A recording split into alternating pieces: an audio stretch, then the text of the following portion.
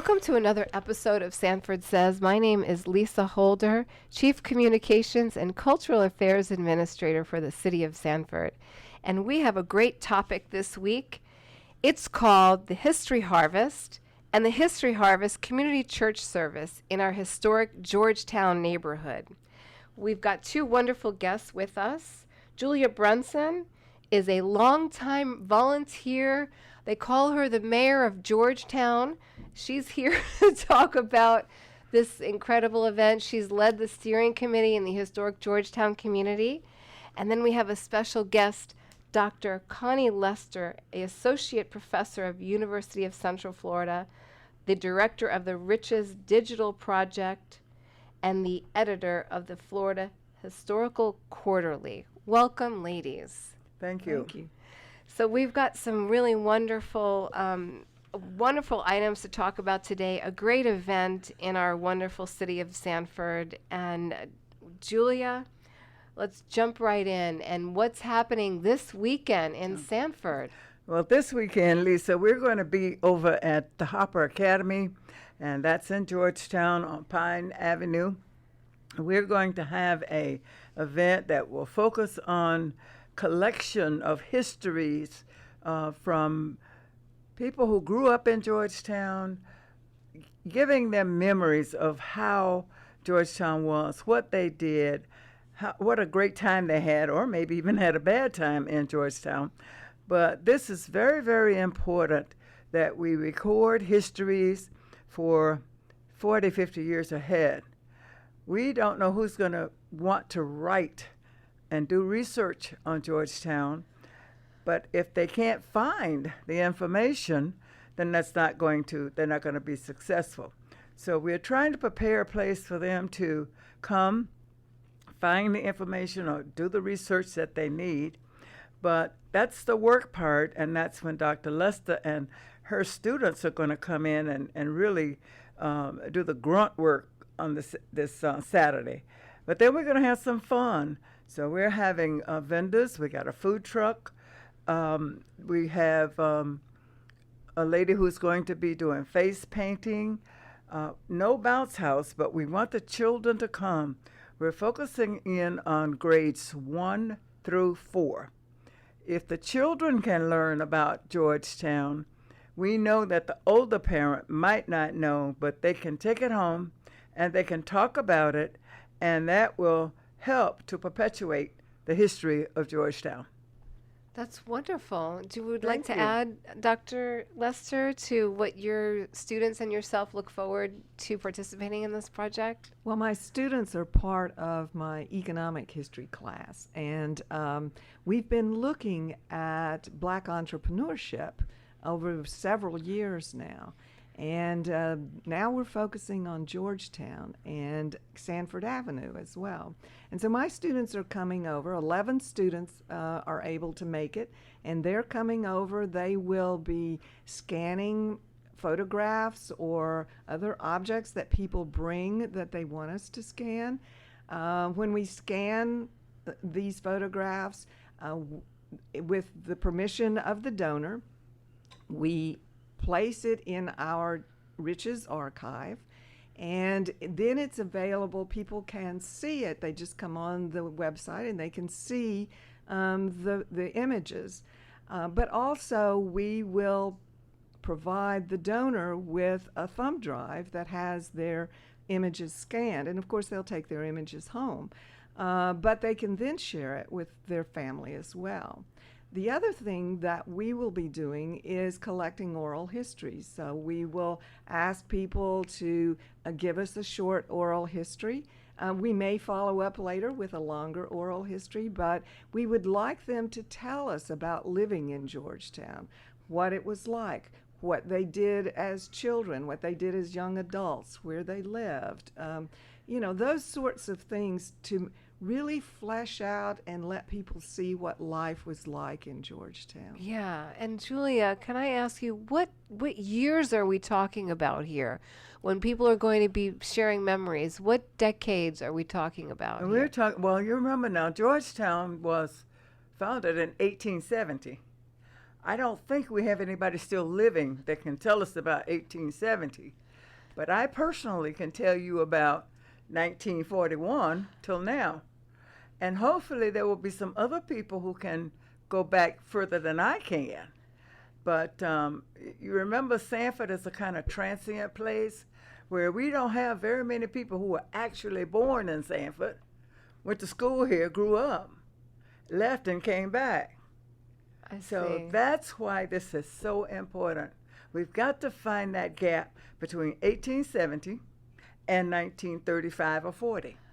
Yeah, and so how do you expect to know? I'm curious how you expect to do that when you said there through archives, maybe through material photographs, I would assume, maybe collectibles, people's heirlooms. Is that how you can tell a story? Exactly. Case in point, everybody that grew up in Georgetown knew Miss Ludy Pugh.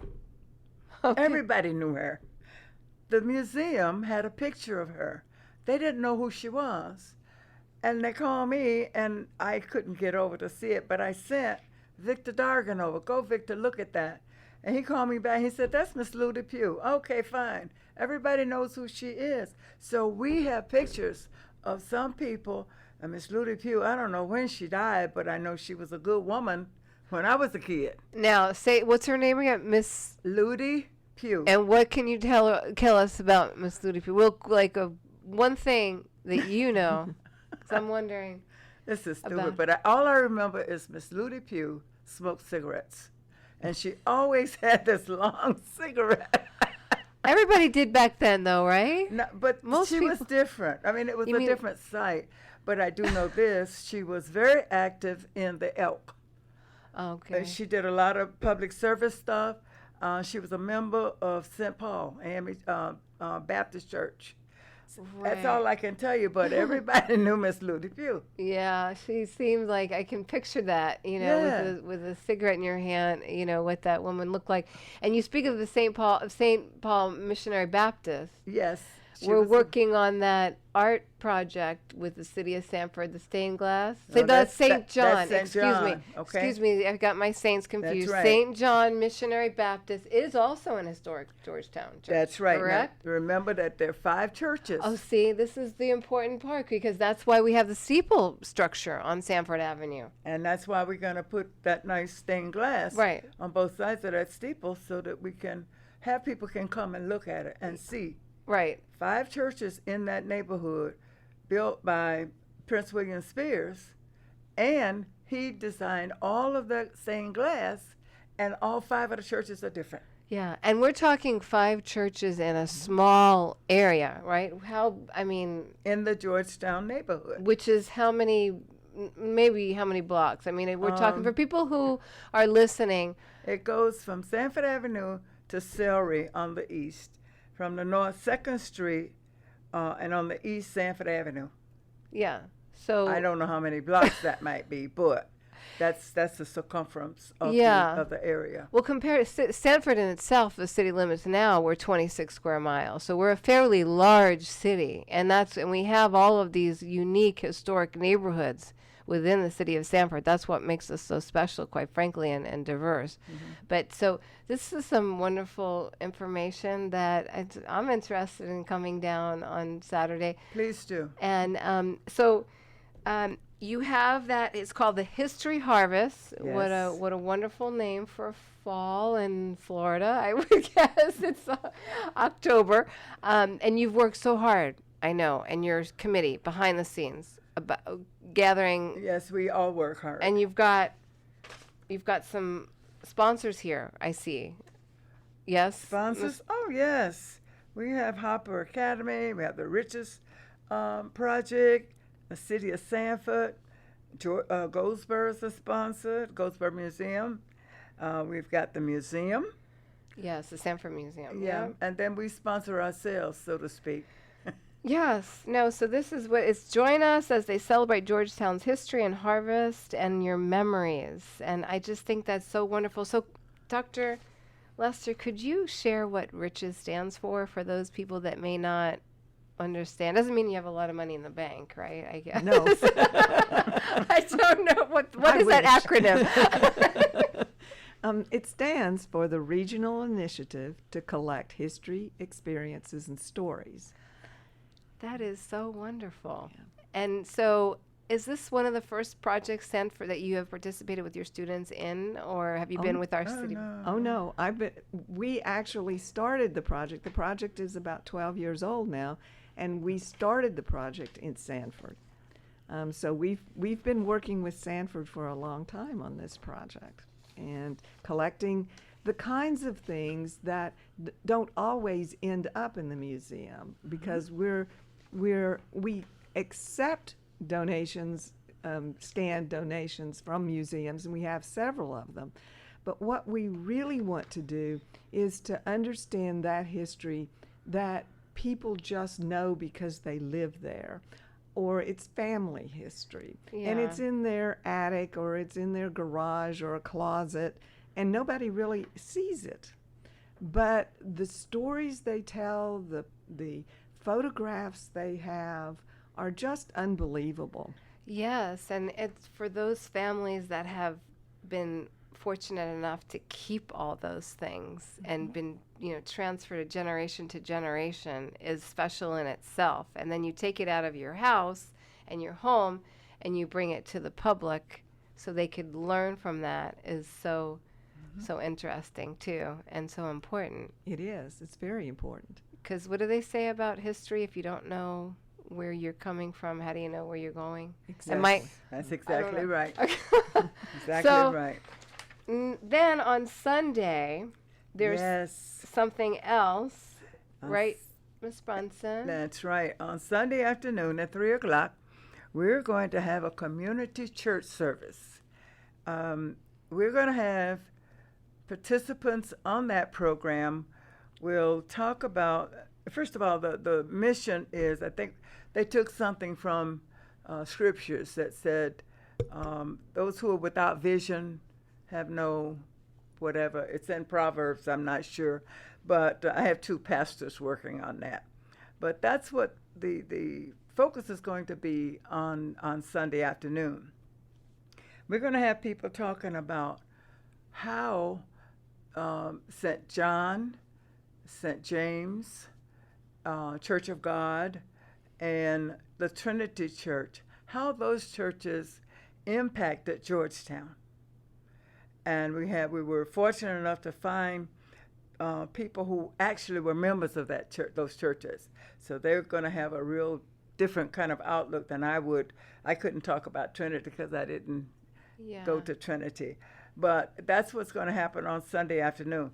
Then they're also going to talk about how and where we can go from this point.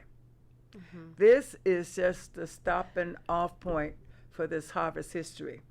This will be continuing. It's not going to be ending on Saturday afternoon at 4 o'clock when we leave there. Right. We are still looking for Sanford or Georgetown residents who live in different places.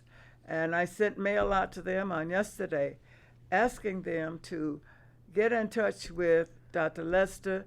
They will do Zoom or FaceTime interviews with them and capture the histories for somebody who lives in Timbuktu and can't come on Saturday. Yeah. And so that's a great point to also. So yes, it's not just, this is, like you said, just the beginning of that. Right. And can you share a little bit for those people about Hopper Academy? Your event is at Hopper, and that's a special place in itself. It is a special place. Hopper Academy, you have to remember, was the only school where blacks could attend in Sanford, in Georgetown. Now, that was grades 1 through 6. They went to school at Hopper, and when they graduated at 6th grade, then they went to Crooms in Goldsboro. So every black child that graduated between 1870 and 1967 or 8 graduated from Crooms Academy, me included. Yeah. Yeah. So Hopper was the what do you want to call it? The fertilizer, or to put what you ought to be doing. Yeah. It was started there. Yeah. So what brought you back to Sanford? I know you said most people we were transient. What brought you back to Sanford, Julia? I retired and I was working in Tallahassee, and I just thought maybe I didn't want to be there anymore, but came back to Sanford. Didn't know I was coming back to all of this. I thought I was coming back for retirement. Yeah, and I like what you say in your not your salutation. Well, in your email, you say something. What is that slogan you have? Your servant something in your emails. You say the same thing, that you are a servant or your community. Oh, at the end of it? Yes, at the end. Oh, yeah. I always. Yeah, I use the thing from Pericles. It talks about you having to do something, make it better for somebody else, because somebody did it for me. Yeah, and so I always appreciate that when I see your emails and what you say in your emails and how you close them out. So, Dr. Lester, is there anything that you'd like to add to this episode about what's going on in Georgetown? I know you're probably very excited about this, and your students, and they're undergrad students, is that correct? Yes, these are all undergrads. They're in my economic history class. I can say that our long-term plans for what we're collecting is that we would like to create a visualization of Sanford Avenue as it existed in the mid-20th century, so that people could walk down it. It's very beautiful now, and it was beautiful then too, but they look different.